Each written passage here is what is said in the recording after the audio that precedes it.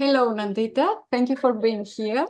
The topic of this lecture is about pronatalism. Personally, I can intuitively understand what it is, but I have no idea to discuss further about this. So I am looking forward to this lecture. But the reason that we're here is because pronatalism, or the population issue, seems to be linked with short and long-term sustainability of the economic system. What I mean is that the population size and the per capita GDP have a negative relationship. There is a trade-off. You cannot have both and be sustainable. If you want to be sustainable, you have to decide on a level of GDP income that you feel it provides you with a good life, or with a level of population that you feel is okay. The setting that the economy is working is that there is a scarcity of resources. Any kind of resource is scarce, except labor time of uneducated people, one can say. All the other resources are scarce. So we have to use wisely the available resources so that we can afford a reasonable level of consumption. Unfortunately, the level of consumption we now do seems to be not reasonable. There is evidence that we are consuming in excess of what we actually need. And also, we have evidence that the current consumption and production practices create externalities that require resources to be dealt with. So current consumption and production use resources, and the effect of these processes of consumption and production also require resources. So we create additional burden to the resources, to the pool of resources that we have as a society, just by consuming the wrong things, the wrong products and services, and producing in the wrong way. This is the general idea. So Nandita is very good, and she can explain very well the overshoot with which Theodore Llanos and me have worked for many years. Since 2012, we are trying to work with this concept. On the left graph, you see the red area, which shows the deficit created, the deficit in ecological resources created by current consumption. If you see here, this distance is 70% of the planet, of biocapacity. In our paper that I have here, we created an index using this distance as a total of the consumption of ecological services. And this means, in effect, that 40% of global GDP is owed to the future generations. So every year we're working and producing and consuming, we create a burden for future generations. So in this context, in another paper we wrote in 2016, we calculated the trade-off between per capita product and population. In 2016, the global economy was in point C. If we wanted to be at ecological equilibrium, we should be somewhere on the red line. If we wanted to have 7 billion population, then the per capita product that could be used by each person, by the average person in the world, should be $5,000 of 2011. Well, you can see here that 11,000, which was the then global average, is very low it is still very low. So if we wanted to live with the global average of 2011, we should be 3 billion so that the planet would be okay in ecological balance. Imagine how much the 11,000 is by comparing it to the average of the EU, which was then 34,000. So we used 1/3 of the EU average to calculate the optimum population and found it to be 3 billion. Now we are in excess of 8 billion. So the Nandita comes here to talk about the one of the two variables that determine the sustainability of our system. The one is production and consumption, and the other is population. So that is all from me. Nandita, you can share your screen. Okay. Excellent. Well, thank you, Anastasia. That was a great introduction. In fact, I think I can cut some of my introductory slides short because you did such a good job in explaining ecological overshoot. So I'm really excited to be here. Thank you for inviting me. I have been interested in the issue of overpopulation, overconsumption, ecological overshoot for a long time, probably, more than 25 years, partly because it was an issue that was very close to me, my own life. I grew up in India, and I was 16 when my parents and I and my sister moved to Toronto, Canada.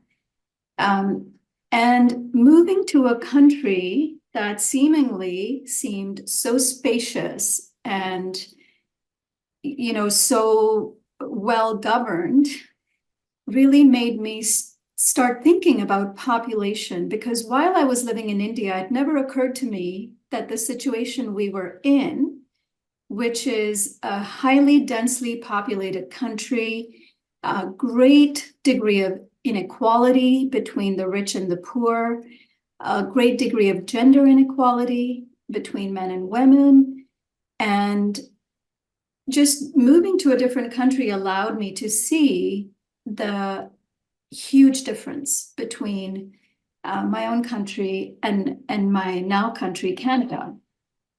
So, okay, so that was the beginning. It's something I've been thinking about for a long time, but I didn't think of making this a career until very recently. And all of the different pathways that have led this to my career were driven by personal experiences. So my personal experience of growing up in India, my personal experiences of different pathways that I came across. And that's what I'll be speaking about today. So I'll go through a little bit of my personal journey when it comes to talking about how population and pronatalism are deeply connected. And I'll also, of course, explain what pronatalism is. And I'll talk about the historical roots of pronatalism, how far back in history it goes, and how it shows up in culture. And then I'll talk about how do we confront the ideology so that we can make liberated and free choices and responsible choices that are free from external pressures, people telling us what to do. So I'll start with a brief background. This is me in my first career as an aerospace engineer. And I worked for a company called Bombardier Aerospace for several years after I studied aerospace engineering when I came to Canada. And the reason I like to show this picture is because from a young age, my parents gave me a lot of freedom to do whatever I wanted to do, including pursuing career paths that would be considered non-traditional for a woman, especially for a woman from India. And I really wanted to fly planes, and they took me to flight lessons. I wanted to be an engineer. They supported me throughout. And the point I'm making here is that I had a lot of freedom to do what I wanted. And I wasn't restricted so much by certain expectations or roles. This photo was taken when I was 26 years old. It was a few years later that I met my partner, who is now my husband, Mike. Mike is Canadian. And when we started getting into a serious relationship, he asked me what I thought about having children. And I started laughing because I thought that was a really bizarre question. I said to him, "What do you mean? Of course we have to have children."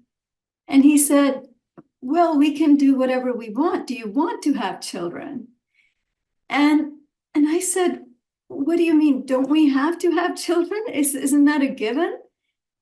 And I was 28 years old, very independent, living in a country that is considered to be quite progressive. And yet I had no idea that I had the choice to not have children. And part of it was because growing up in a country like India, I actually never met anybody who didn't have children. In fact, people who were adults who didn't get married or didn't have children because they couldn't have children were seen as outcasts, that there was something wrong with them. And so that was the beginning of my journey into understanding what was this pervasive pressure that I had felt throughout my life that made me believe that motherhood was an inevitability.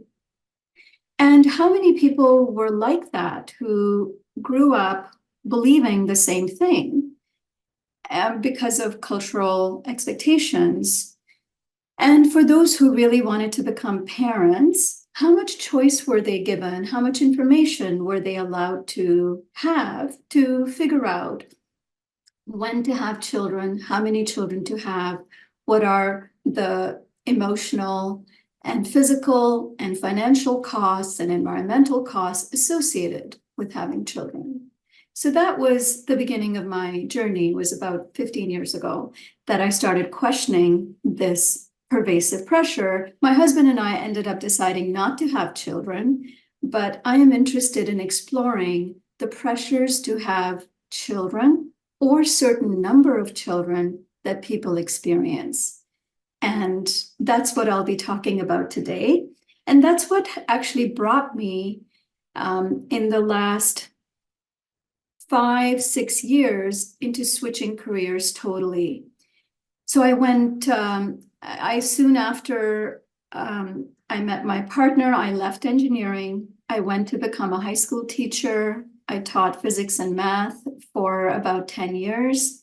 And then more recently, I really started to question the issues around environmental sustainability, around population, consumption, and why those things were not being talked about in high school where I was teaching. I was teaching science, and we were not talking about real sustainability solutions. We were talking about things like using recycled paper, using less water, but big actions like not owning a car or moving towards a plant-based diet or having fewer children were not being talked about in high school. And that's where I really started to feel that I needed to switch careers and become an advocate where I could do this. I went back to school.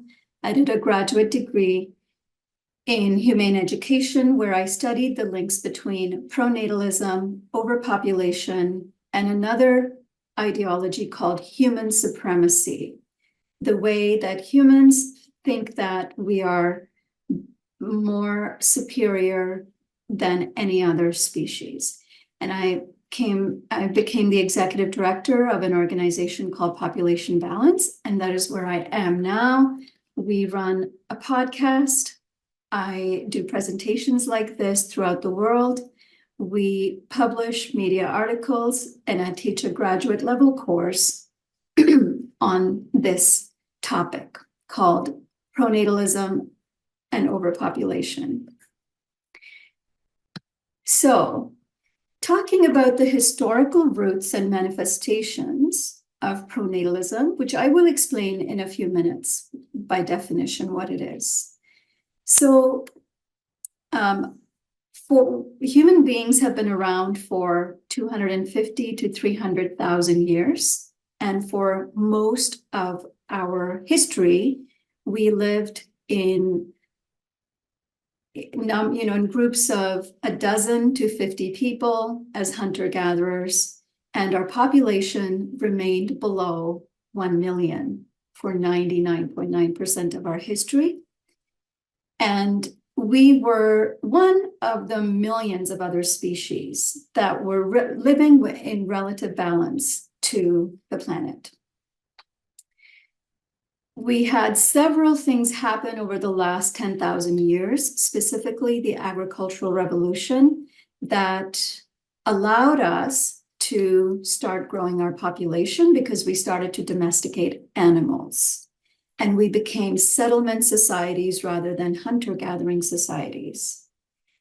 I won't go through the other periods in detail today, but it was really 200 years ago with the discovery of fossil fuels that we went from a population of 1 billion, which we hit around 1800, to a population of 8 billion.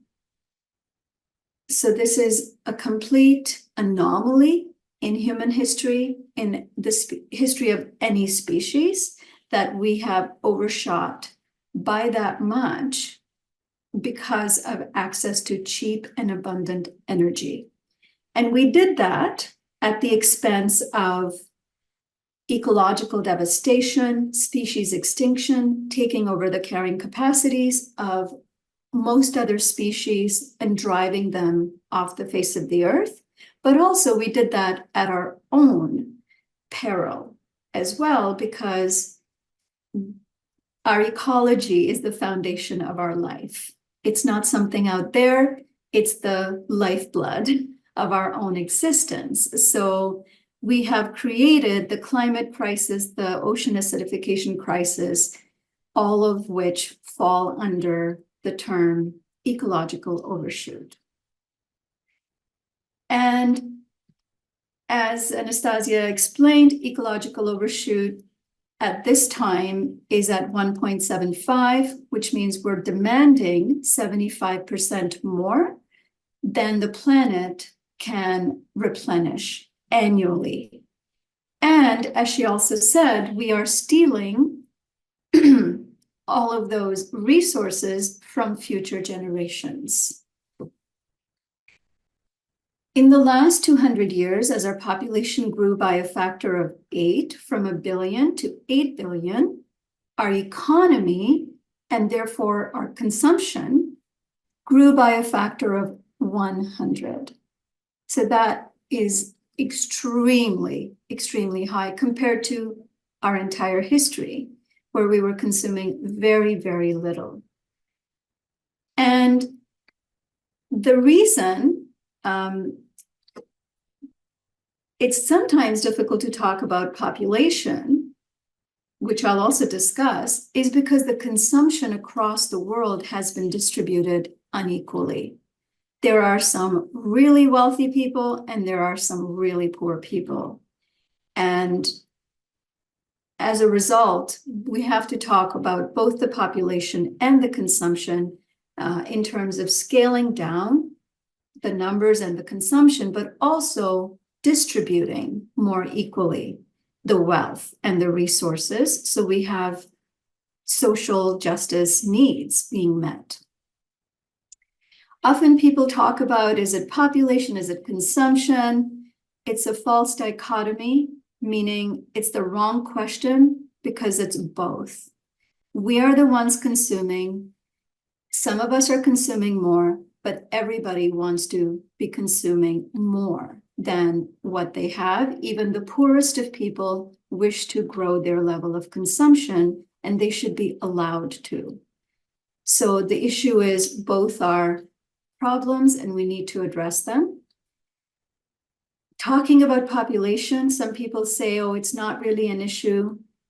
It's not an ideological position. The United Nations, some of the top eminent scientists talk about population driving, species extinction, biodiversity loss. IPCC identifies population as consumption as two of the biggest drivers of climate change in the last decade. The Royal Society identifies both population as consumption as causing so much of our ecological issues. So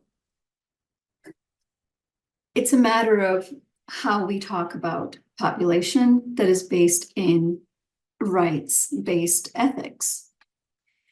So why is talking about population so difficult? In our work, we identify three things. One is human supremacy, another is past policies, and the third one, which I'll focus most on today, is pronatalism. Very quickly, human supremacy, according to my colleague Eileen Christ, is a worldview that esteems the human as a distinguished entity that is superior to all other life forms and is entitled to use them and the places they live. So that's one of the three that we feel has allowed us to expand without limit. And it's because we think we are totally entitled to do that. I won't go much into this today. The next one is past policies. There were many policies that were put into place when we first recognized that population was starting to become an issue. It was in the 1960s. I think there have been many alarms about population, but it really became a movement in the 60s when so many people around the world and so many countries, especially after the Second World War, were trying to become more stabilized. And we're recognizing that large populations were preventing them from achieving prosperity. So there were lots of policies that were put into place. Many of them were empowering, rights-based policies. And examples include Thailand, Iran, Costa Rica, Bangladesh, so many policies that elevated the rights of girls and women to receive an education, to have access to family planning, and to be able to decide freely how many children they wanted to have, if they wanted to have any at all. There were a couple of policies that were coercive and violated reproductive rights that include China's one-child policy. There was a huge campaign in India where millions of men and women were forcibly sterilized to control the growth of the country in the 70s. And there were other policies like in Puerto Rico and within the US that violated the rights of the most vulnerable communities, poor people, people of color, indigenous people. And those were absolutely horrible. And we must always denounce those policies. But what those policies also did, in addition to not really working, they didn't really work. They worked temporarily, but they also created this impression for society that anytime we talk about population, it means coercion. It means preventing people from having children. It means taking away choice, which is completely untrue because these policies were actually not the norm. They were the exception. Most of the policies were actually very successful because they gave people more choice, because of greater gender equality. In fact, the reason fertility rates have been declining for the last 50 years is because of policies like this. What a lot of people don't realize also is that efforts to increase birth rates, to push people to have more children than they want, are far more prevalent than any efforts to reduce birth rates. In fact, these efforts are not just in the last 50, 60 years since we started talking about population. These efforts go back 5,000 years with the beginning of patriarchy. So again, this is the graph that shows the growth of population. Patriarchy started about 5,000 years ago with the rise of states and empires. And the empires wanted to grow their states, the elites wanted to grow their states. And so what they did was created this really gendered division between men and women, where they wanted women to have as many children as possible for the state and men to become warriors to defend the state. And that was the beginning of pronatalism, the expectation that women must reproduce for the state or for some greater good. And here I have a short clip from journalist Angela Saini, who recently wrote a book called Patriarchs: How Men Came to Rule. And I'll quickly play that clip. The idea of a gender division of labour is actually a relatively recent one. The big turning point comes with the emergence of the first states. That's at least where we can see it in the record very clearly.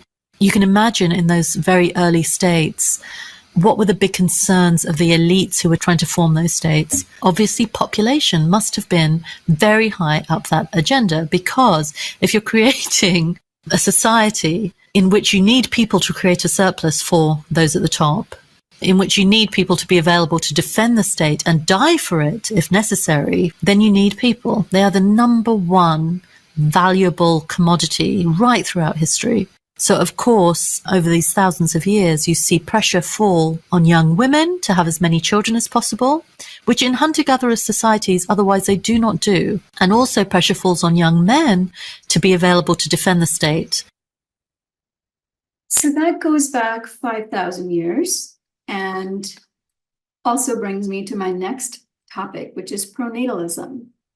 So over the millennia of deeply ingrained and socialized policies and attitudes and behaviors, pronatalism has now become so pervasive that most of us don't even know it's there. And I think back to my experience that I did not even know that women can choose to not have children or have the number of children that they want, not what the family expects, not what the religion expects or the nation state expects. So pronatalism, the definition of it I took from an author, Laura Carroll. The idea that parenthood and raising children should be the central focus of every person's adult life. It is a strong social force and includes a collection of beliefs so embedded that they've come to be seen as true. And to explain or to show what pronatalism looks like, I'm going to play this short trailer from a film called My So-Called Selfish Life. And this shows the pressures mainly in rich industrialized countries. But I will talk about pressures across the world later.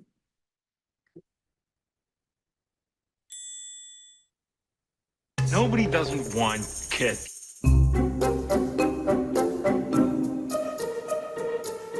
People cannot want kids. It's a thing. That is not a thing. Well, it's my thing.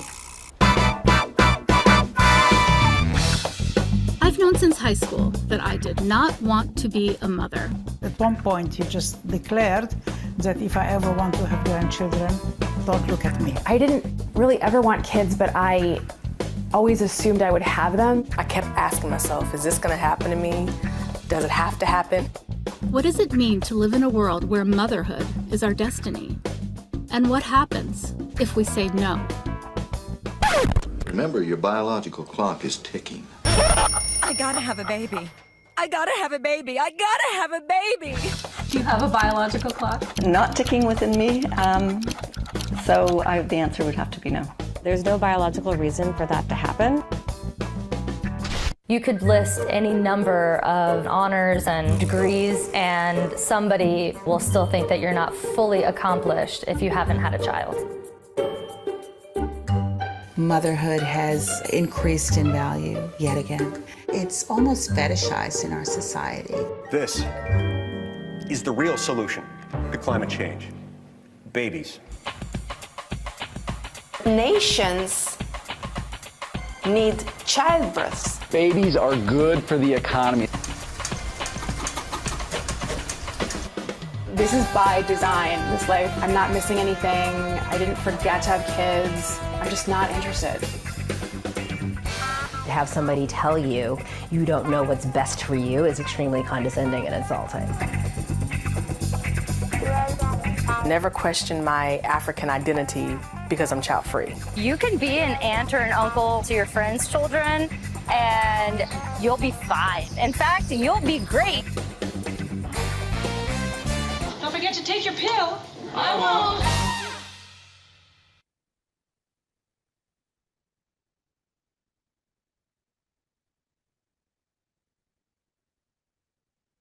So that was, of course, a lighthearted way of exposing pronatalism and how deeply embedded it is in media, in education, in culture, in magazines. Anywhere we look, there's this expectation that having children, having a certain number of children is the right path for everyone. And it brings joy and fulfillment, or it's a religious duty, or if you don't do it, then you're selfish. And there's all of these pressures all around us, and they show up in all these different ways. And some of the most intense pressures are actually cultural pressures, the pressures specifically that come from family, where people who do not want children or are unable to have children are marginalized, they are seen as outcasts. People think that there's something wrong with them. And depending on which community or culture you're looking at, women can be divorced. They can be experience domestic violence, subjugated to economic issues, not have family supporting them if they are unable to have children, because the pressure to have them, to carry on a tradition is so strong. So family pressures can be extremely intense, and they can be sometimes the hardest to escape. And many people have children because their parents would disown them or, you know, in some way marginalize them. There are pressures from different religions that are looking for more followers. So religious pressures show up in the form of bans on abortion, bans on contraception, this expectation that the only purpose of marriage is to have children. And if you don't do that, then you're committing a sin. Then there are pressures from corporations and economies to have more consumers, to sell more things, to have more products. And they put all sorts of commercials in media that only show large families or happy families. You never see people who are single and happy, people who don't have children, or people who have, say, only one child. Because there's all these misconceptions about people with smaller families or people with no children. And then, of course, there are pressures that come from governments, which right now are at an all-time high. Pressures to have more taxpayers because your country may be experiencing a declining fertility rate and an aging population. So there's the expectation that we need more people who will pay taxes so we can support the pensions and elderly care for aging population. Some countries feel that having larger populations makes them stronger because they have a bigger military. So people are seen as just, war inputs.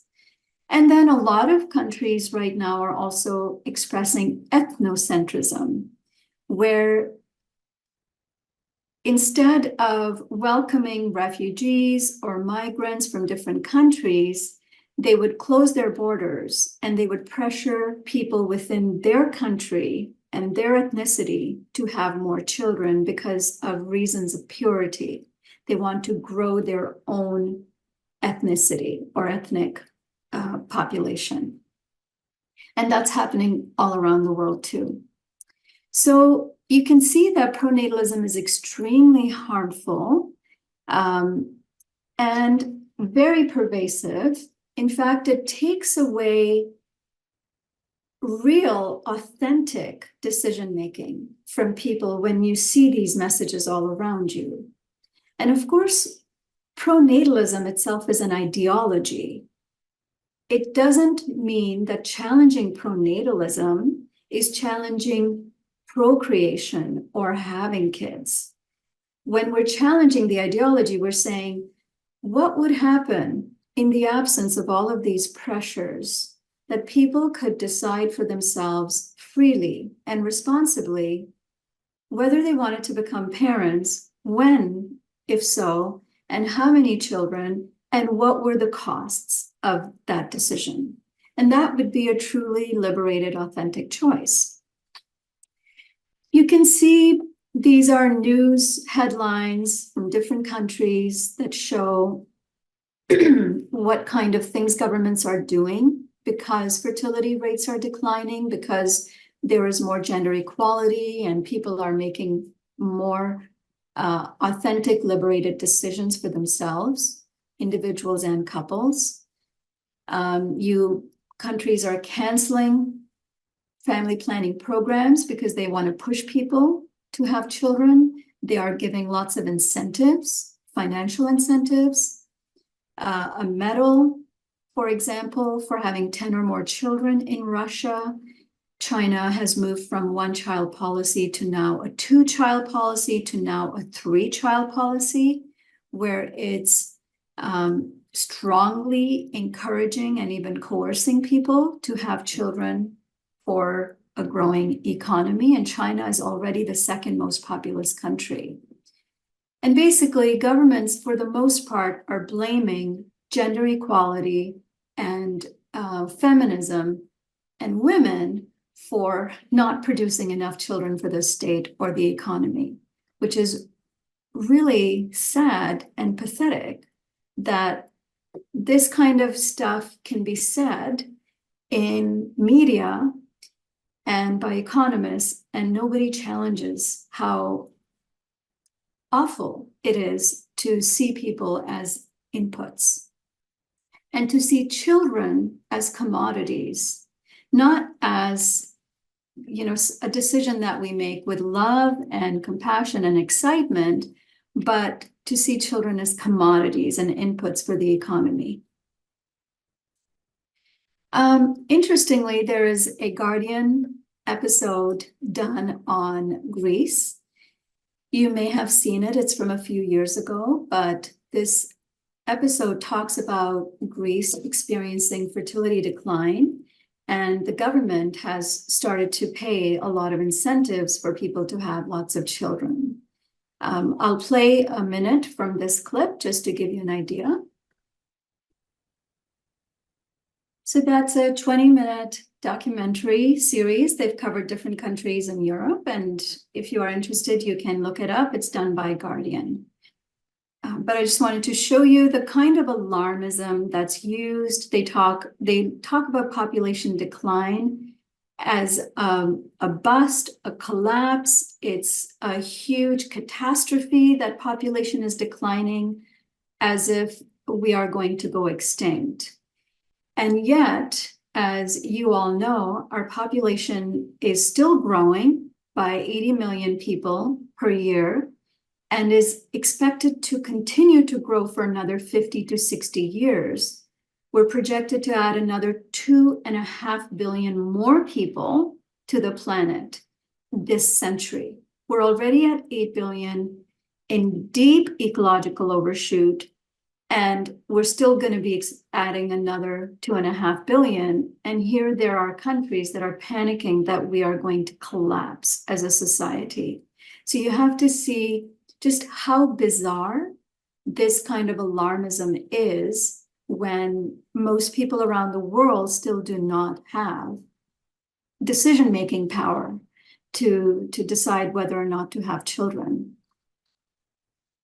And as Anastasia showed earlier, this is the ecological footprint of Greece. You know, Greece is panicking that they're going to collapse, and yet the footprint is far, far bigger than its biocapacity. And then if everybody lived like Greece, we would need more than 2 planets. So that's the, again, population consumption dichotomy here. We also see pronatalism show up in the form of abortion bans. So I wrote in 2022, when the abortion ban was instituted in the US, which is now being replicated in many other countries as a shining example of how you can grow populations, is you ban abortion, and as a result, people are born out of coercion, right? You can guarantee that there will be more children if women don't have the ability to control their own fertility. For example, this is the chairman of the American Conservative Union, who says, if you say there is a population problem in a country, but you're killing millions of your own people through legalized abortion every year, well, if that were to be reduced, some of the problem is solved. They are talking quite openly that putting abortion bans solves the population issue because we have more children. Elon Musk, a billionaire with a huge microphone, has been creating a lot of propaganda around population collapse. He says population collapse due to low birth rates is a much bigger risk to civilization than global warming. The urge to have sex and procreate has been subverted by birth control and abortion, leading to population decline.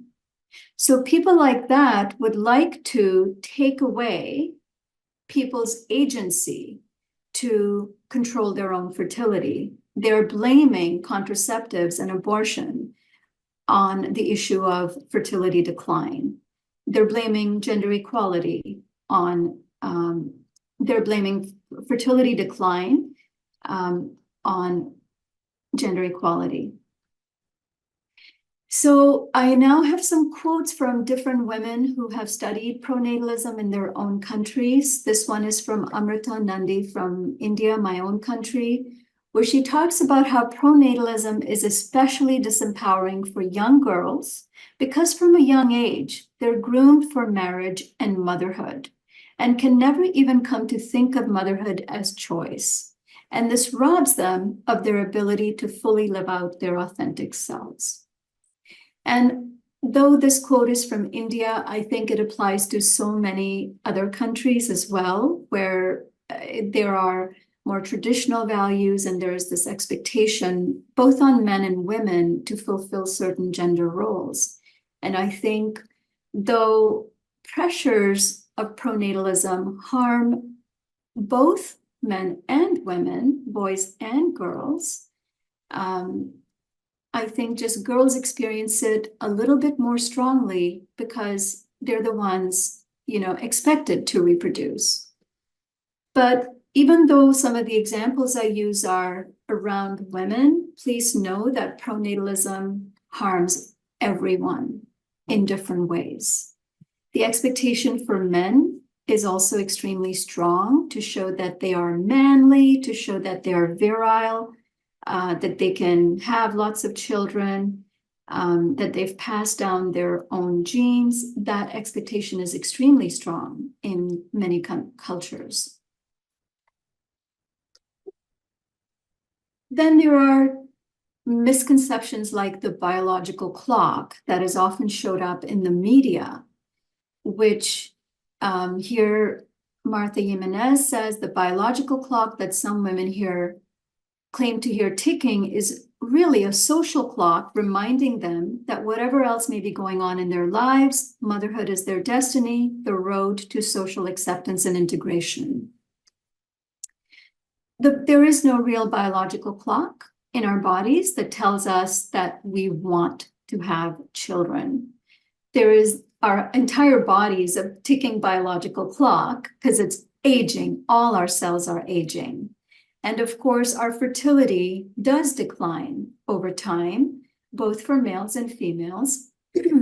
But there's nothing about fertility decline that tells us that we want children.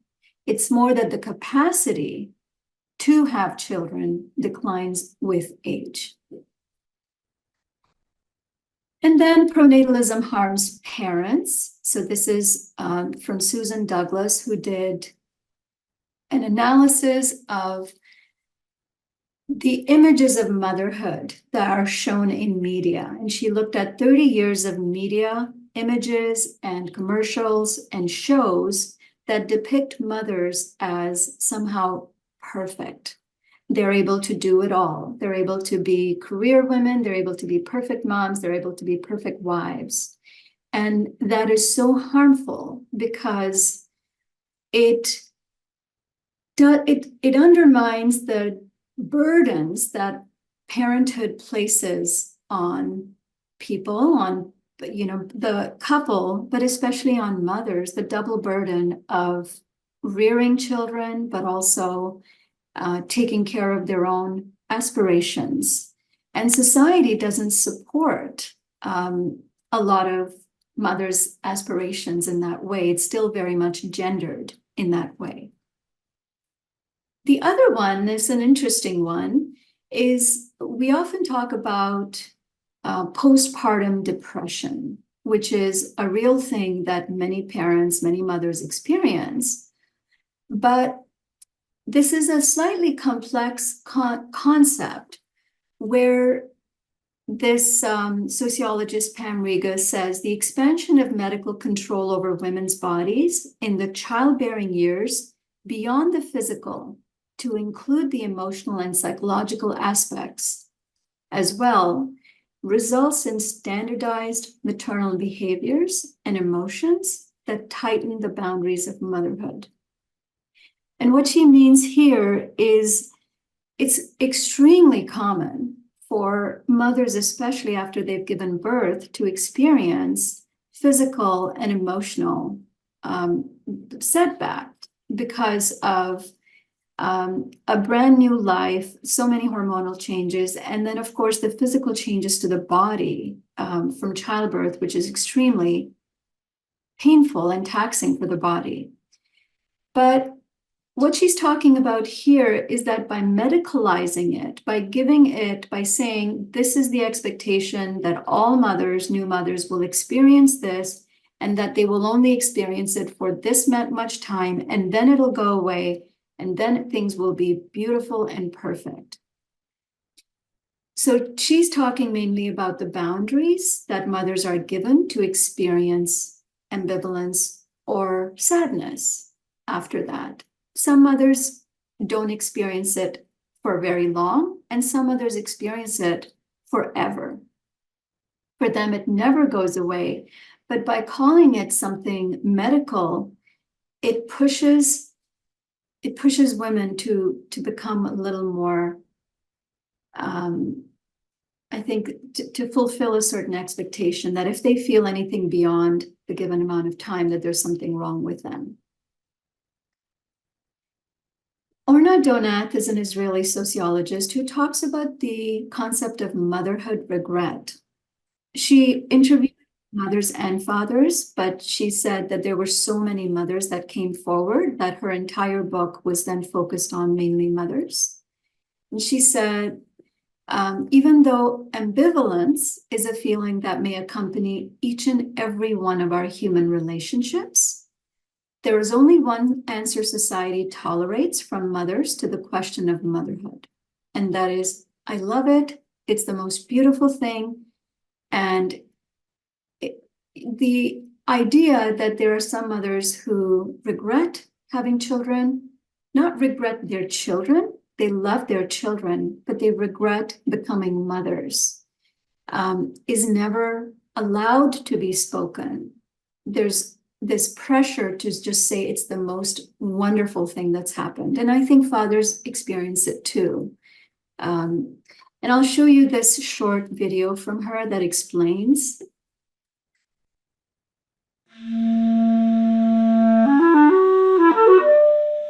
They say that if they could go back in time with the experience and the knowledge they have today, they wouldn't have done it.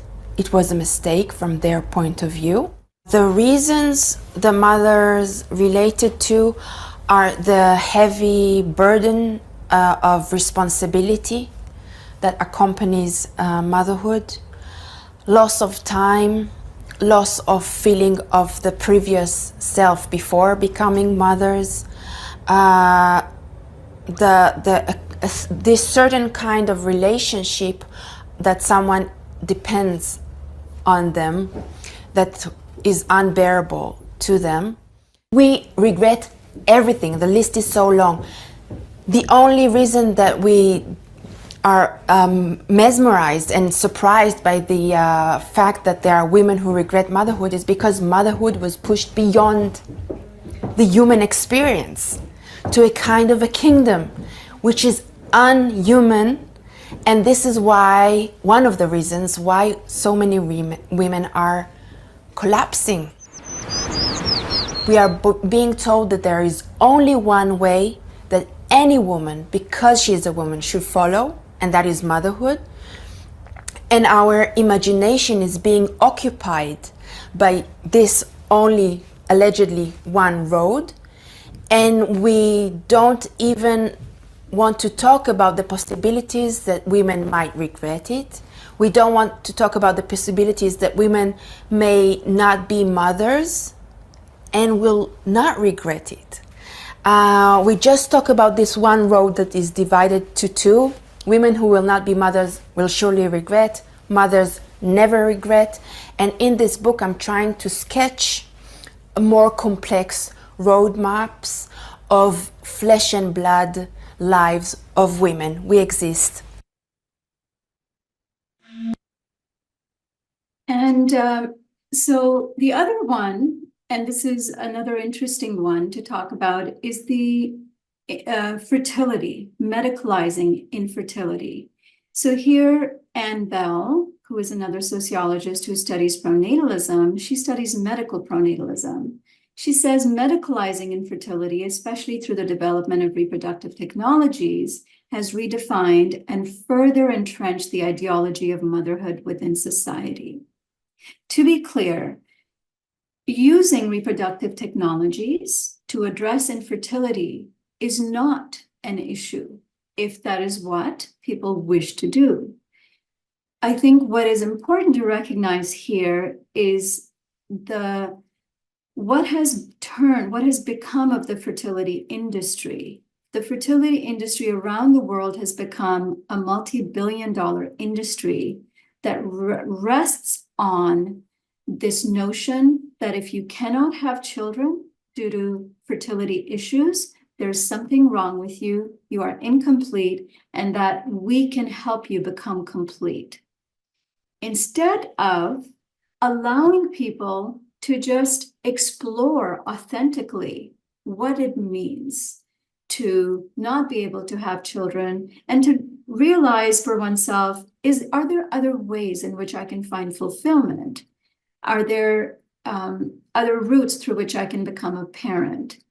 And if fertility is the only way to do it, then that's fine. But I think the industry really preys on people who are already feeling a sense of lack and a sense of incompleteness, because that's how society makes people feel if they're unable to have children. So this is another complex one that has to be understood really from a place of capitalism and neoliberalism, and how industries are perpetuating pronatalism. I'm going to skip this one. And here I have, again, Teresa Schechter is the filmmaker whose film trailer we just watched, where she says, for young women, especially for women who haven't had children, it's very hard to get a sterilization procedure. In large part because the assumption that every woman will want to have a child or another child. Say you've had one child and you decide you want to have a sterilization, doctors will actually paternally tell you that you might regret it if you get sterilization. What if you want to have another child? And it's a very paternalistic thing to say to women, because you're basically sending the message that women can't decide for themselves what's best for them. So getting sterilization is extremely hard in most countries, and yet abortion, countries are not afraid to institute abortion bans and make it really difficult to get an abortion. I think I'll skip this one too. And then coming towards the end here, it's again, Martha Jimenez says it's because parenthood is not a natural instinct, but it's more a socially and prescriptively imposed role that many people who are not suited for family formation bear or adopt children, which can result in domestic violence and child abuse. That can result from this deadly mix between both sexual inequality and pronatalism. So the impact of pronatalism on children is often never, ever discussed. Children are just seen as a commodity. It's just something that happens, and once they're here, we'll think about it after the fact. But the impact of pronatalism on children, on child abuse, on neglect, on poor parenting, is never taken into account. What would it mean to bring children into a world where we can guarantee that their physiological, emotional, and physical material needs will be met, that they would have a good start in their life rather than seeing them as a given? So confronting the ideology is the last part, is again to make the point, to be critical of pronatalism is not equivalent to condemning parenthood. It's to shed light on its prescriptive nature and propose that it would be socially and ecologically desirable, that parenthood cease to be considered as a natural instinct and or either a religious duty or a social duty that you must do for someone else. Another really nice quote from another feminist, Adrienne Rich, is to destroy the institution of pronatalism is not to abolish motherhood or parenthood. It is to release the creation and sustenance of life into the same realm of decision, struggle, surprise, imagination, and conscious intelligence as any other difficult but freely chosen work. That recognizing that parenthood can be a very beautiful thing for people who are given the choice to make that decision with freedom, information, and responsibility. And to again reinforce the fact that some people think that challenging pronatalism is the same as advocating for antinatalism. Antinatalism is a philosophy that says that it's unethical for anybody to have children.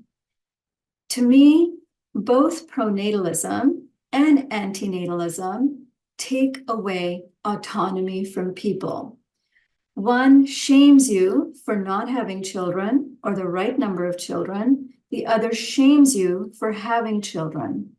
Both of them are harmful for our own autonomy. So again, my work and our work at Population Balance is all about making sure people have autonomy and all of the information they need to make that decision with love and responsibility. In fact, if everyone around the world was able to make that decision with so much autonomy in the absence of such high degrees of pronatalism, we would see dramatic results. So this is the graph from the UN that shows the projections over the next rest of the century. If we continue with business as usual, we are expected to add 10.5 billion people by the end of this century. If we allow more pronatalist interventions like abortion bans, like taking away reproductive autonomy, like canceling family planning services, as many countries are doing, or allowing people like Elon Musk to dictate what happens, we could end up with a much, much higher fertility rate and a much higher population. Although for anyone who understands ecological sustainability and limits and the kind of catastrophe we're in the middle of right now, I don't think nature will allow us to get that far in our population. And I think there will be some very terrible types of natural limits that are being placed on us and that will continue to be placed on us, but that will include a lot of suffering. And what if we could actually eliminate pronatalism? What if we could neutralize it so that people understand that they have choice and can make that choice responsibly? Even a 0.5 decrease in total fertility rate would lead to several fewer billion people. Just recognizing that hundreds of millions of women around the world today want to avoid a pregnancy, but cannot avoid it because of either pronatalist norms or lack of access to family planning services. So already you can see how many unwanted births would be eliminated. And this is a more conservative decline. There are people like my colleague Chris Tucker, who says that we could, if we actually neutralize pronatalism and if we actually accelerate the transition for most countries to decrease the TFR, we could be close to 3 billion by the end of the century, which is what Anastasia said at the beginning was considered to be a sustainable number. I will end my presentation here. This is, again, my work that I do. There's a paper that I co-authored with my colleague called Challenging Pronatalism is Key to Advancing Reproductive Rights in a Sustainable Population, the title of today's talk, which has more details on today's talk. And I also teach a course, if anybody's interested in taking a cross-credit course through a university. It's a graduate level course. It's open. And if you want to explore this more with me, I offer this. It's open to anyone, and it's taught online. You can consider taking that course as a replacement credit for another course. So thank you so much for allowing me to present today, and I'm really happy to take questions now. Thank you so much. It was an amazing presentation. It put so many things in place. It clarified definitions. I think you covered everything that, hello, Eleni, that we need to understand this issue and to try to look further into it. I particularly liked that you mentioned the environmental costs of having kids. Actually, not many people, including me, when I had kids, realized the environmental cost of bringing an additional person on this world.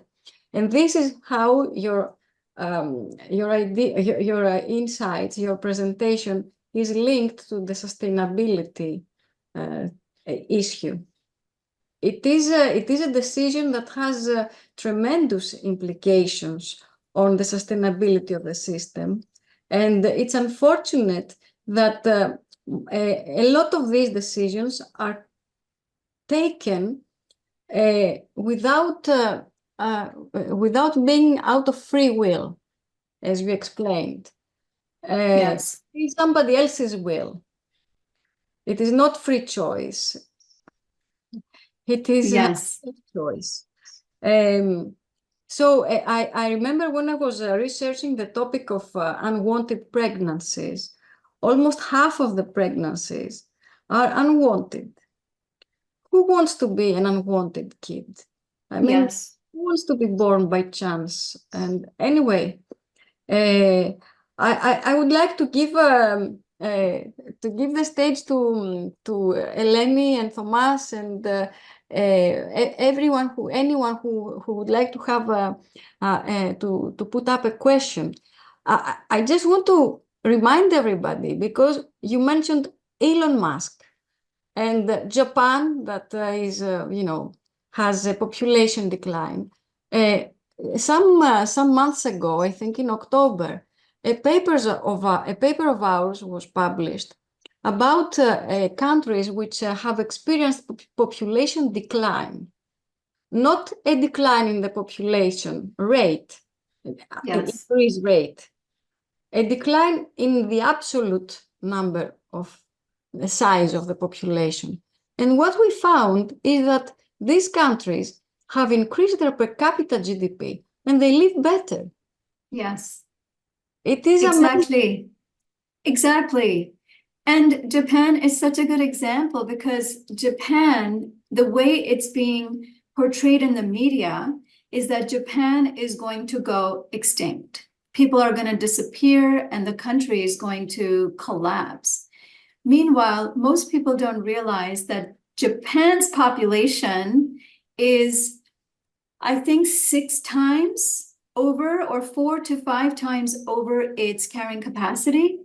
And, by 2100, its population will be where it was in the early 1900s, or maybe even before the World War. It's not going to disappear. If anything, Japan's metrics on health indicators are better than the United States. United States, I think, ranks really low among OECD countries because the concern for individual well-being is very low. Yes, absolutely. And if you look at this column here, you will see that maybe the reason Japan is, not very happy with the population decline is that the increase in per capita GDP is small compared to other countries that had a decline in population, like Albania, Armenia, Belarus, and all these countries. So, right. Yeah, I don't know. And it has the fourth largest economy in the world. It's Right? already. It's not a poor Yes. country. Exactly. Exactly. The real question is how we're going to find the resources needed to lift everybody out of poverty. And we don't have, we're already in overshoot. We are already in ecological imbalance. So everybody, but especially economists and politicians, I mean, they should do a better job, I think. I agree. In including these sustainability in their agenda. I agree. I don't know which country is thinking from the perspective of sustainability. All of them seem to just be thinking from one perspective, and that's growth, and that's economic growth. And like you said earlier in your presentation, the only commodity that's increasing is the labor of poor, illiterate people. Yeah. Yes. And all the other inputs, economic inputs or environmental inputs, are in scarcity, in relative scarcity, which means that we have to be very careful in how we use them and in what uses we put them. Who wants to talk first? Can I go first, Anastasia? Yes, Ellen. Thank you very much. So Nandita, thanks again for the amazing presentation. It was really eye-opening for me because I have experienced so many things of what you said personally, but unless somebody else puts the pieces of the puzzle in a cohesive image, you don't really realize. So first of all, I want to say that in Greece, what we have experienced, at least my generation, and I think it's still the same, is more or less what the Indian culture is experiencing. So when I was 30 years old, I was doing my PhD, I had finished my master's, and all I could hear around me is like, when are you becoming a mother? So I have 2 kids, and obviously I love them, but I will always know that my decision to have the kids was a social pressure decision. I mean, maybe later on I would decide to still have kids, but when I had them, it was because I got married. I got married to an Indian. So some more pressure there.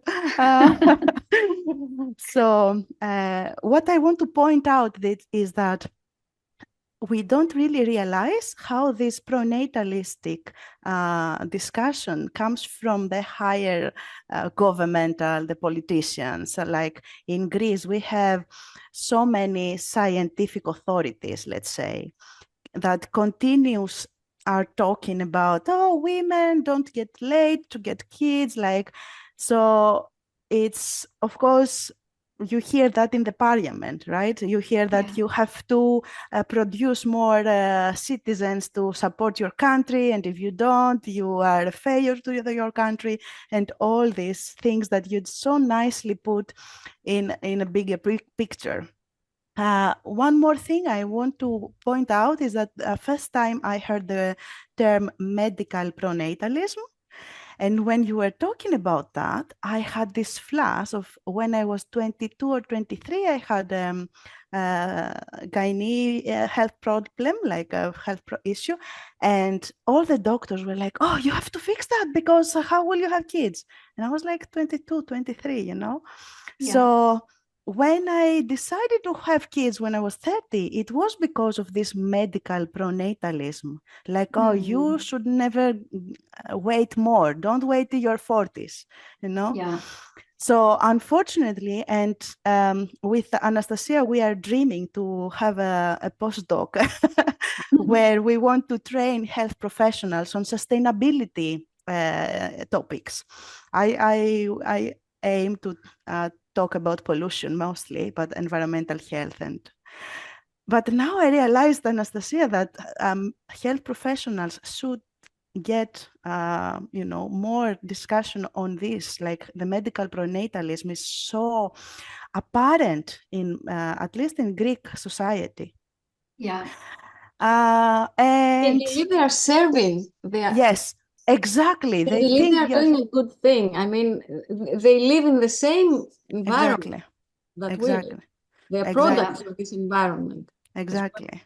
And the last thing I just want to say is that you talked about regret, how much, I mean, medical society and society generally, they say about, I mean, will you regret not being a mother and all this fulfillment? And what I always think when I hear this discussion is that no one ever asks if you regret if you really had the kids, right? If you had the kids. Yeah. So this discussion is, I mean, you're not supposed to go there. If you're a mother, you're not supposed to even think, I mean, should I think if I have regretted of being a mother? No, it's like, it's out of the question. You are, you're the worst person ever existed if you ever go there. Exactly. Yes. Exactly. So what I really want to say is that I thank you very much, because I mean, I have a daughter and a son, and I plan to give them your talk as long as they can understand. Yes, they are a bit young, but they're a bit young. I mean, important ideas should start young, So Yes. thank you so much. I mean, it is a matter of rights, not only a matter of sustainability, but gender equality too. Yes. Thank you so much. Well, thank you so much. That was such an amazing summary of all the things you've experienced. And it's so nice for people to just be able to share openly that they've experienced pressures, because, I mean, all of the decisions, most of the decisions we make in our lives are deeply socialized. And some of them work out for us. Like sometimes, people pursue careers because their parents want them to become something. And some of them work out great and they love it. And some of them don't work out and they change, or they remain miserable. And the same can be said about getting married. If you got married because of social pressures, but maybe you're happy and it worked out well, or it didn't work out. Same happens with kids.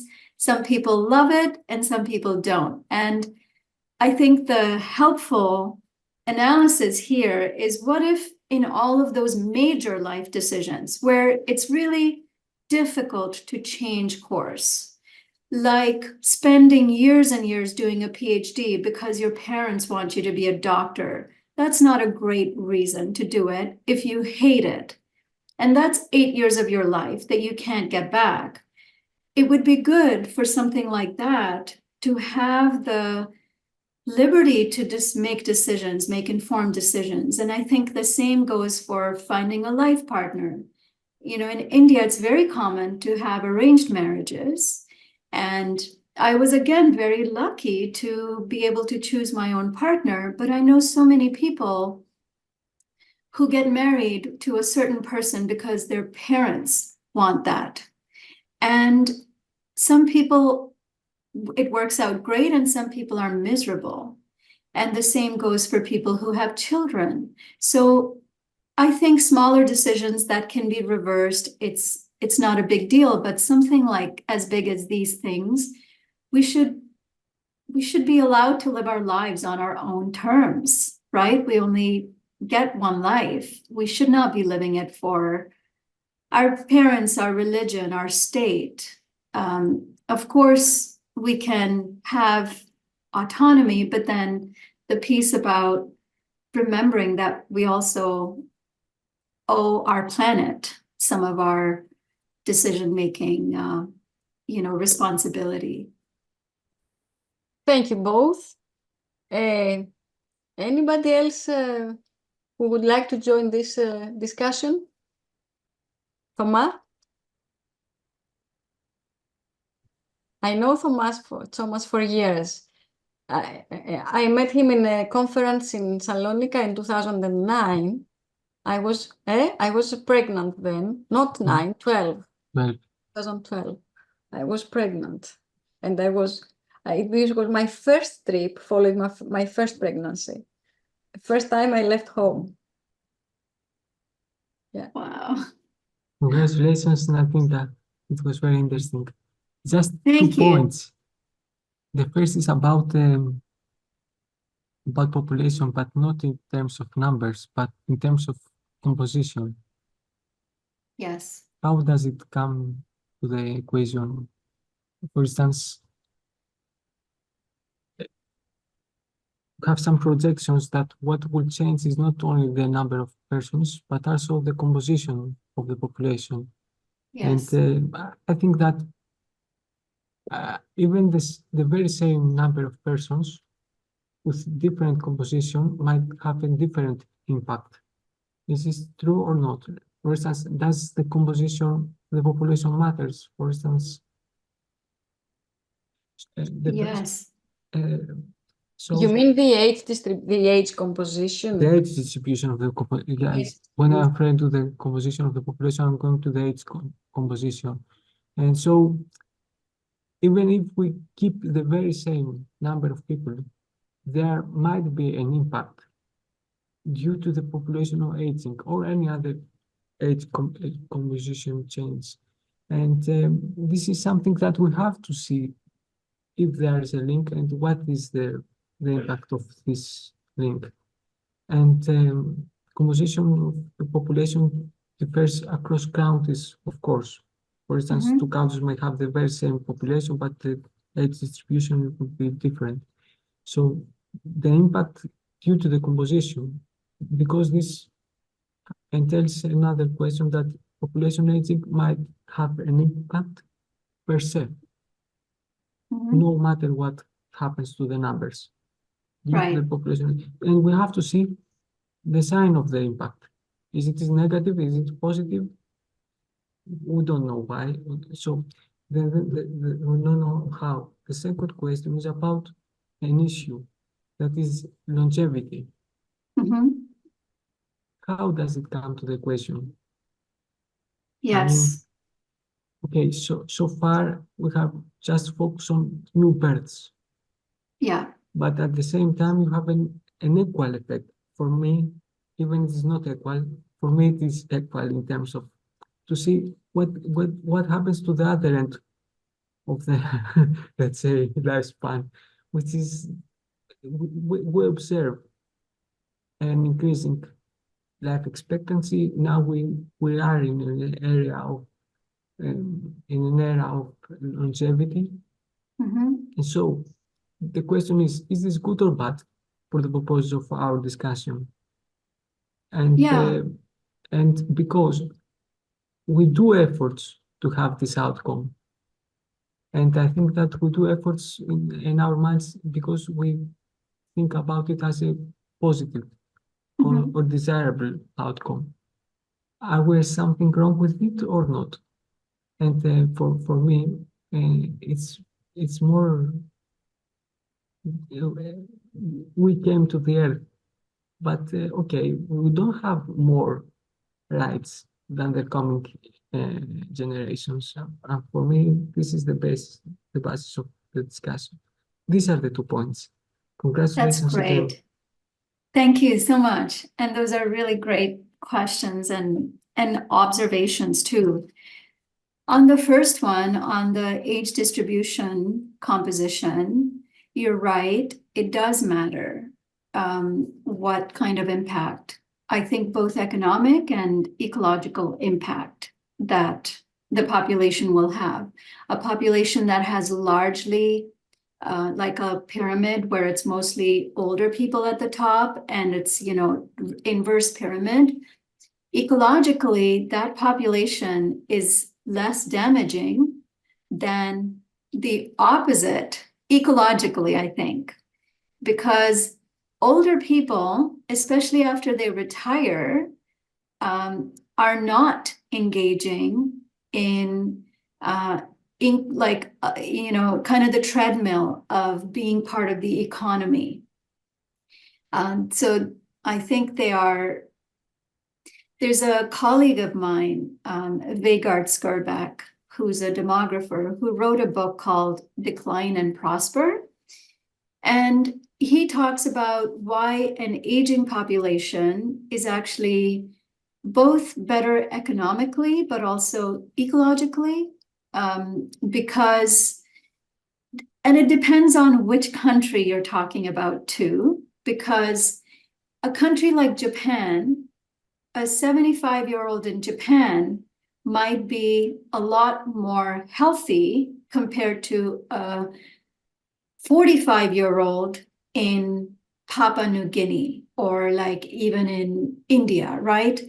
The age alone does not matter because it depends on the quality of aging. And so on the one hand, if there are people who are older who are healthier, like in Japan, it's, you know, it's an aging population, it's a reverse pyramid, but people who are older are actually quite healthy and they're living healthier lives, but also they're more able to participate in communities compared to a country where a 45-year-old is considered to be, you know, elderly, like you are no longer able to sustain yourself. So I think composition does matter. The second reason I think ecologically an aging society is better than a society that has the opposite pyramid is because of the number of years that bottom population has of being consumers, of being participants in the economy, and of being ecologically burdened, like a burden on the environment, right? Because the aging population doesn't have that many more years to harm the ecology. And they're not that active in productive careers. They're not participating. They're doing, often after retirement, people do things that are less harmful for the economy or the ecology. They, unless, you know, they're traveling all around the world, but they tend to become more involved in gardening, taking care of grandchildren, helping out with volunteering, things that are just good for them rather than for the economy. Plus, they're not, it's a shorter amount of time that they are going to be around. Whereas a younger population that's around for another 50, 60, 70 years has a lot of time to create a lot of damage to the environment, especially if they are also increasing their standard of living at the same time. And as you showed, Anastasia, with your work, economically, aging populations actually are doing fine, you know, in terms of both their total GDP, but also their per capita GDP. Their standard of living is increasing. And wages are increasing. Wages are increasing. There is less need for infrastructure. You don't have to build more hospitals and schools and roads to, you know, support all those new people. And instead, a lot of the money that is being used to support, that might be used to support a growing young population, like pronatalist incentives where they're pushing women to have children, all of that billions of dollars could actually go towards supporting the aging population. Instead of creating children to work, to create tax money to help the elderly, you could actually just pour that money into the elderly care instead of pronatalist policies. Does that help, Thomas? And then you asked about longevity. That's a very interesting question because as a species, you know, one would say that being able to live longer, healthier lives has been a very good thing for the human species, especially if your quality of life is good. and you're not miserable, and you're not just extending your life just to stay alive, but rather the quality is it's worth being alive. And so I think that has been a positive thing. And you're right in saying that extra length of life that we have also means future generations don't, they miss out because we're taking resources from the earth for a lot longer. So it's a little inequitable. Is that what you were saying? Yeah, it's an interesting philosophical question. But I think we can get there while embracing longer, healthier lives. I think we can get to a more sustainable future by supporting the elderly, by allowing people to choose their family size. I don't think we need.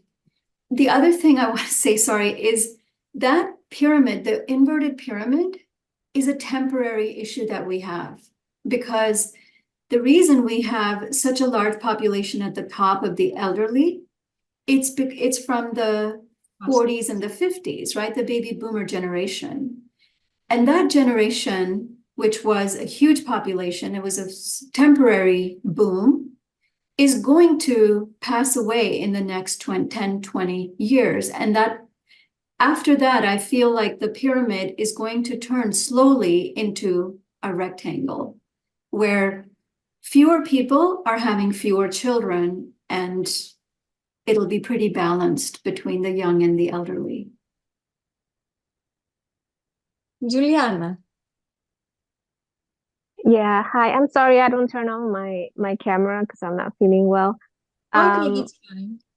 But I just wanted to share on that thought and ask a question about what is it that you think that COVID has done in terms of globally igniting more of this pronatalism idea? Because I feel that after COVID, more and more people are having kids. So I wonder how in the next, years, we're also going to see some changes. Yeah, I didn't know that people started having more children after COVID. So I'm not sure if there was enough of a trend, a noticeable trend that was reported. Was that something you saw in like demographic research, or was it your personal experience of after COVID, people around you were starting to have more kids? Yeah, I feel like it was just something that started happening lately, like more when people were in confinement. I don't know if people had more time to just like be. But I think it ignited this new trend of having children. And I think that one point that you pointed out during your presentation, which I think is so important, and I think more people should talk about, is I think the government and society in general are so focused on just pronatalism for the sake of having more numbers and bringing in more lives, but nobody really thinks about what happens after. Like who's gonna be taking care of these kids? What's gonna be happening to the kids that come into homes of parents who were not even considering the idea of being parents in the first place? Exactly. And I think that for example, this innate idea that people have that everyone is born to be a parent is so damaging to us as a society overall, because I think the people that should actually be thinking about why they want to have kids, I think asking why you want to be a parent is more important than asking, why you don't want to be parents. Because the choice and the decision to not be a parent is not going to affect anyone else. Yes. But the actual decision to be a parent, or therefore not a decision, but something that just happens to you, has so many repercussions in the future for someone else. I think that is such an important statement. We need to flip the questioning instead of asking people why they don't want children and expecting it to be the norm. As you said, it's a much more consequential decision that impacts the parent, it impacts the child, it impacts the society in which the child lives and contributes, becomes an adult. It impacts the environment, it impacts the animals that are losing habitat because there's more of us. It has so many impacts when you bring children into this world. And to not do that thoughtfully is, really sad that there's so many people who don't have the choice. They don't even know they have a choice. So what if we made that more normal, is to just train people to question themselves start talking in high schools about why do you want children? Do you want children? Why do you want children? And making it normal for people to say, make not having children the norm, and then having children being a decision people make very, very thoughtfully. And imagine how much difference that would make in the lives of the parents who knew exactly what they were getting into. They were prepared physically, financially, psychologically, but also the children who are brought into this world knowing that they will be loved, their needs would be met, etc. I did want to say about, what you noticed after COVID. My sense, it's a speculation, is that it was such a horrible period for so many people. It was so depressing. I mean, people lost lives, they lost loved ones, they lost jobs, and it really was such a low period for many, many people. And I think the idea of childbirth or creating something new, especially after coming from a low period like that, especially living in a pronatalist society that promises you that having a child will change your world, it will be the most amazing thing, and you will be so happy.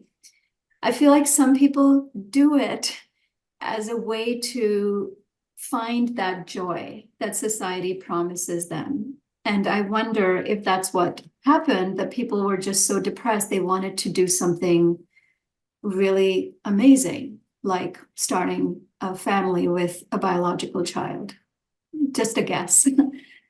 Because a lot of people started doing other things like going on vacations and flying a lot more than they had flown ever before, and buying a lot of stuff because they thought that they deserved it because COVID had taken away privilege. They thought that they deserved to have, more indulgent vacations and expensive things because it was taken away from them. Hi, Eleni. Just one more guess on this baby boom after COVID, which I have also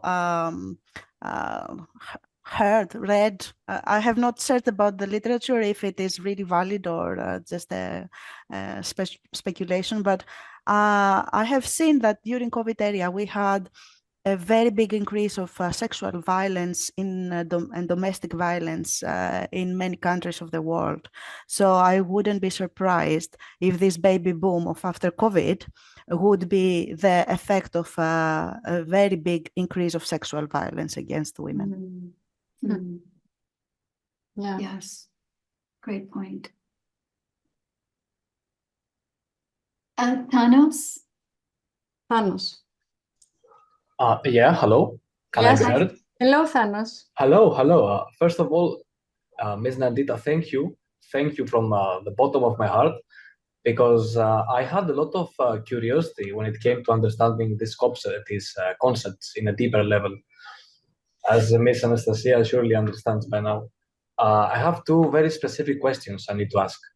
Mm-hmm. So, yes, please. Accounting for the efforts that the UN, the IPCC, and other similar organizations have made in the past And also the fact that more and more mass acknowledgement of these aforementioned issues is being spread, thanks to obviously people like you. What do you think are the necessary next steps that we as a society as a whole need to take to ensure that this generation and also the next ones are ready to face the challenges at hand? That's the first one. Should I start with that one? Yes, please. Okay, that's a big question, and I hope I can answer to your liking. So I think, in terms of, there are so many different layers of changes that we can make. One, and we, at Population Balance, we are trying to inspire changes both at personal level, like changing the narrative, changing the societal narrative around growth, that growth is good, that economic growth is good, population growth is good, changing the narrative. And we do that both by doing things like this, talking to professors and students who actually have a lot of impact in changing the narrative in university and in education, but also writing, opinion pieces and letters to the editor to say, why does the media only report one type of narrative? And that is, our population is collapsing and that's bad, when our population is not even declining overall. So some of it is changing the narrative, which however it feels right for you to do in your career, in your education, in your family discussions, however you feel empowered to do. And then the higher level changes are like behavioral changes and policy changes. Policy changes are the hardest ones to make. But right now, we do know that in order to fund family planning programs, so programs that provide education, counseling services to people, to provide access to contraceptives to people who need them, there's such a huge gap in funding. Like probably, I think it's $6 to $7 billion that could actually fill the gap that is needed to meet the need for unmet contraceptives that people have. And that's not even fighting pronatalism. That's not even going into, having a philosophical discussion like we're having today. That's just people who know that they don't want to be pregnant again. They've had the number of children they wanted. They probably had more children that they wanted, and they really don't want to have the next child. And many of people are living in communities that don't give them the power to choose. Like Eleni said, a lot of pregnancies today are a result of coercive violence, sexual coercion. And we know that there's at least 200 million girls and women who don't want to have the next pregnancy. The only thing missing is the funding. And so I think countries as rich as the United States, for example, that is spending $1 trillion on its military. It's spending billions, hundreds of billions of dollars on fertility bonuses, on like pronatalist bonuses, on animal agriculture subsidies, on fossil fuel subsidies. If it could only give like a tiny portion of that, a tiny fraction, which is like $6 billion to family planning funding programs, we would see such an enormous, drop in unwanted, unplanned pregnancies. So I feel, education and media narratives, policy narratives, our own behaviors, all of those play a big part. And it all depends on where people are and what their leverage points are to make those changes. I never trained in policy stuff. So I don't do any stuff in changing policies or challenging governments. Most of the stuff I do is the career I had, which was as an educator. So I educate either through presentations like this, through my own course, or through writing papers, or through writing media articles. So I hope that is a helpful answer. Yeah, it truly was. Thank you. Thanks a lot. And you had a second question? So I understand that in according to these issues, I think there is a growing conflict of interest between us, this generation, who wants some considerable change to happen, hopefully sooner. So we are, I think, to put it in layman terms, I think we are attempting to pursue more agency on these matters. And on the other hand, governments and companies, they have their own agendas, as we discussed, as you thoroughly presented, for more consumerism policies. Adding to that in nowadays society, there is a mass influence due to big data and social media. Mm-hmm. I would say I'm not that optimistic when it comes to us conforming in a fast enough rate to the upcoming changes. Europe had said, oh, excuse me. So his kid called him. Yes. Oh, okay, I think I have some time before my puppy. So yes. I think mental health, and this is what I want to add, is a crucial deciding factor of whether or not we will be able to adjust to challenging these old notions of thought, these prejudices. I mean, do you agree or not? I think I'm with you in that I'm not sure, I'm not that optimistic in our ability to bend the curves on so many issues all at, in a way that would bring us into some kind of a perfect, sustainable balance with nature. And part of it is what you said, is there are so many political and big data forces that are creating a lot of propaganda and misinformation and spreading disinformation about, about what we really need. One of the professors that we interviewed is Dr. Naomi Oreskes, who she only studied United States, but United States is such a powerful country that it really does set the agenda for so many other countries, especially developing countries.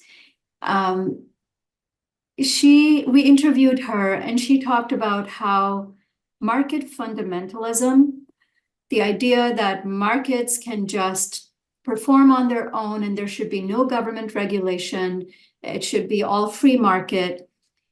The propaganda created by market fundamentalists over the last 30 to 40 years has been so successful and so incredible that there are, I think most universities in the US, or many universities in the US, are funded by these types of free market economic think tanks who push for a pro-growth agenda.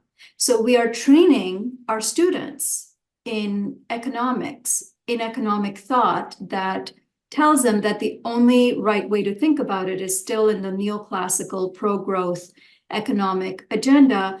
No university is teaching about degrowth or ecological economics or an economics of, minimalism or simplicity. And that's not a coincidence. That's very much been a concerted effort by these think tanks, by these really large multi-billion-dollar foundations to fund institutions. Not only universities, but also there's a lot of think tanks like Cato Institute, the Heritage Foundation, American Enterprise for Economic Education. All of them are pushing this. And Naomi Oreskes wrote a book called how free market fundamentalism, or like the big myth, it's called the big myth, how market fundamentalists made us love the free market and hate the government, because the government is bought by these big institutions as well, and is in so many ways responding to their needs rather than needs of the citizens or the environment. So I also don't think that I'm that optimistic about the rate of change that is needed to avert further catastrophe. But also that doesn't stop me from still continuing to work towards that change. Even if we're not optimistic, I feel like we need to do whatever we can to prevent further suffering for people and animals, however we can. Certainly, I think you answered greatly, and I wouldn't be so cynic about it, maybe. That's not what I meant. I think what you're doing, and scientists like you, environmental fundamentalists, change strategists, new policy makers, people with a vision towards sharing a better, less catastrophic, as you would put it, simply future. I think you're just the visions we as the next generation just aspire to be. So thank you. Thanks a lot. Thank you so much. And I feel the same way about the work that you're all doing too, because I feel like we're all on the same page with this. So the fact that we're able to collaborate and spread this message, our tagline at Population Balance is shrink toward abundance. And shrinking is usually seen as a bad word, but we think of it as as actually just lowering both our impact on the environment, both through our numbers and through our consumption, and that having an abundance of not just ecological biodiversity and beauty and nature, but also an abundance of relationships and the quality of relationships when we're not all being ground to work, just for the economy, to have more meaningful lives. Is there anybody else who wants to make a quick question? I think Eleni wrote a comment. Have you read it, Nandita? Yes. I think it is important that we mention that the fertility industry is putting an enormous pressure to women as it offers IVF treatments as an answer, even when infertility problems are due to male factors like low sperm quality. So this discussion is empowering to so many women that are forced to medical practices that are a result of their partner's lifestyle. It's extremely, extremely true. The psychological and emotional costs of IVF. And what's really frightening is this really high tech, right? Technology, right? The best of science, whatever we think the best is, has now been co-opted by really traditional patriarchal governments. And governments are now subsidizing the fertility industry for IVF clinics to encourage people to have more children. And they're now telling women they need to not wait this long. They need to have children in their 20s because, as you experienced, Eleni, don't wait till in your 30s because then you'll never be able to have children. And it's so bizarre. On the one hand, they are banning abortions. On the other hand, they are subsidizing fertility treatments.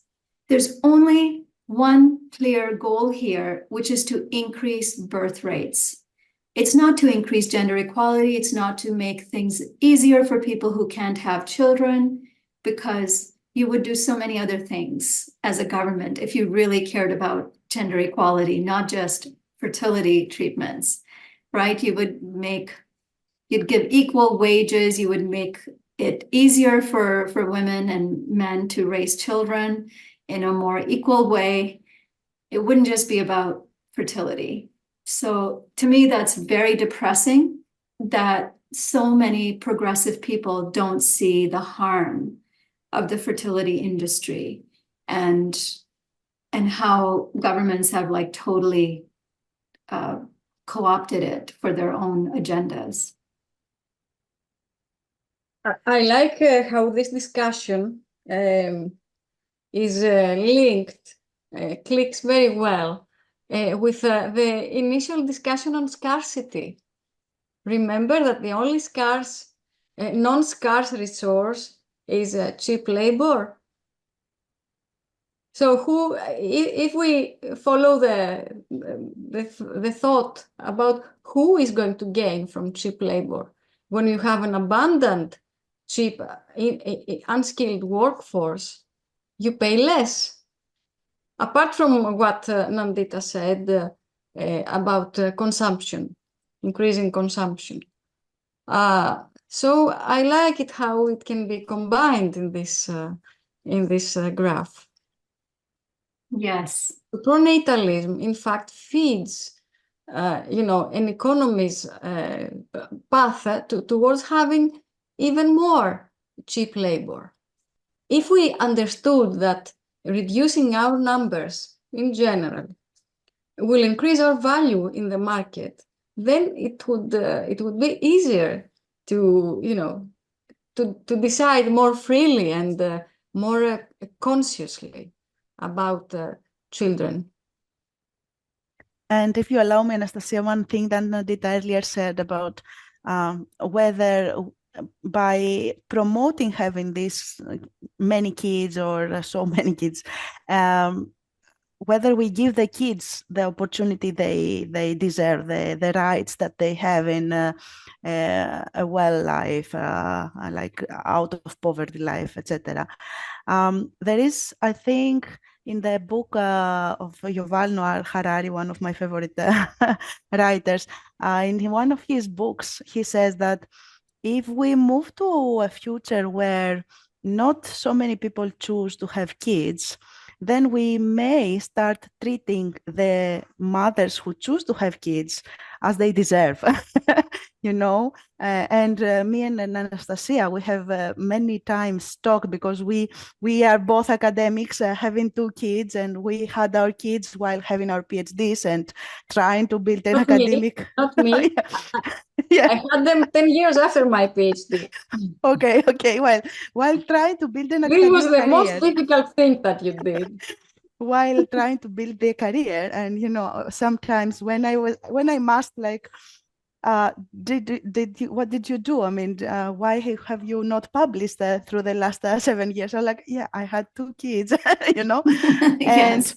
And I think that this discussion would actually empower women to have kids the way they should be having kids. I mean, the society, the governments should compensate these women if they decide to devote so much of time and psychological effort in raising humans.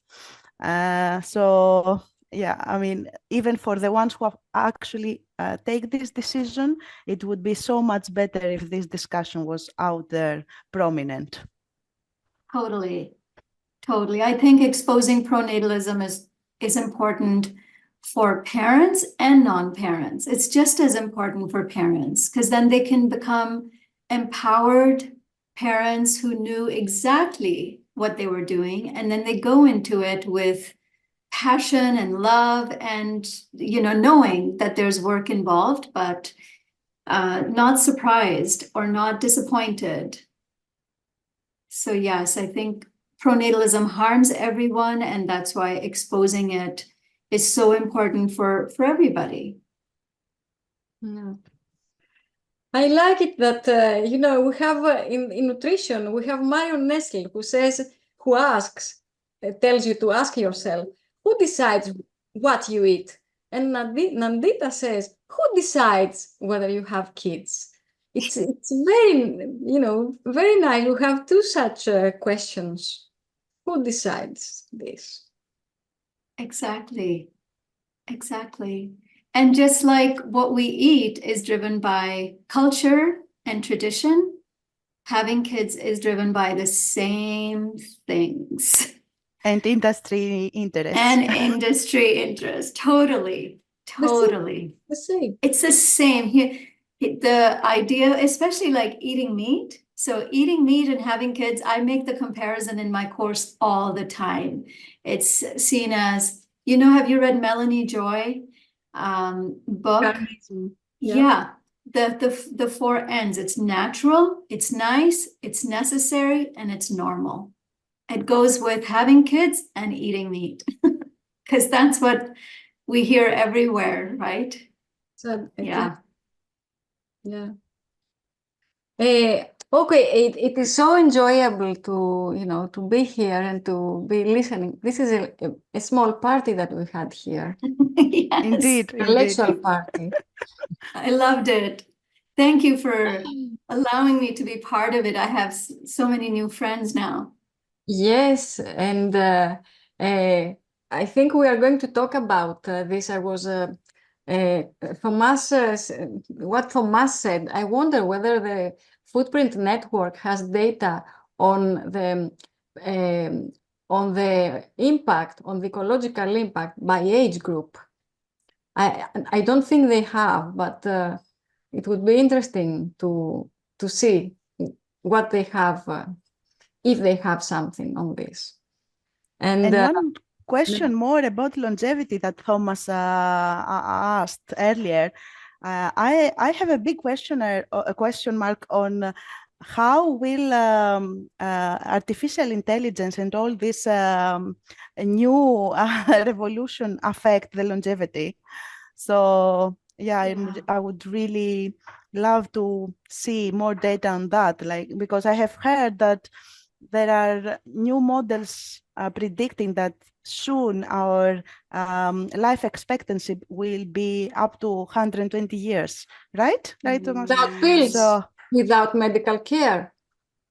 In the Western societies that The Western have societies. medical. What I predict is that we can live until 120, but the cost of this life will be medically assisted, and the finances of the people and the state will bear the cost of this extension of life.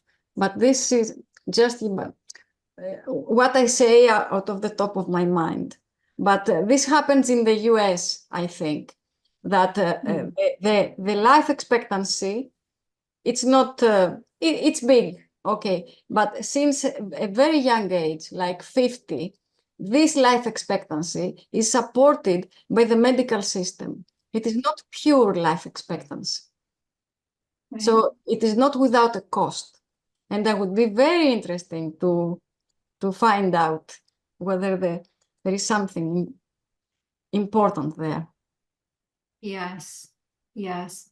I just will say I run a podcast called the Overpopulation Podcast, and we interview ecologists, people who talk about pronatalism, like all the clips that I showed today, we've interviewed all those people. And we interview economists. We actually also interviewed somebody last month. His interview will be coming out later in April on AI, and not about longevity, but about the catastrophe that AI, the billionaire funded AI world means for Earth and for our civilization, and how dangerous it is. And of course, all these AI people, they want more people, you know, and you can, if you're interested, you can listen to the podcast, but it's very, very interesting how much propaganda there is happening in the top elite billionaire funded technological programs. Scares me, but that's what I'll say. Okay, I think it is time to say goodbye. I know you're having a good time. Everybody does. But Right. Nandita, Thank you so much. We are extremely grateful for your presence here. I really enjoyed it. I think your presentation is a real asset for the Greek reality, as you put the Greek the Greek imbalance as well in the Greek overshoot. So it's going to be two of us talking about this. In September, I was in a conference where everybody was talking about growth and population growth that we should do. And I was telling them, this is a Ponzi scheme. You cannot be economists and talk about Ponzi schemes. I mean, this is so... Anyway, you know this. We could be here until tomorrow, I know. So let's put the point here. Okay, thank you so much for having me. Thank you so much for being here. Thank you, everybody.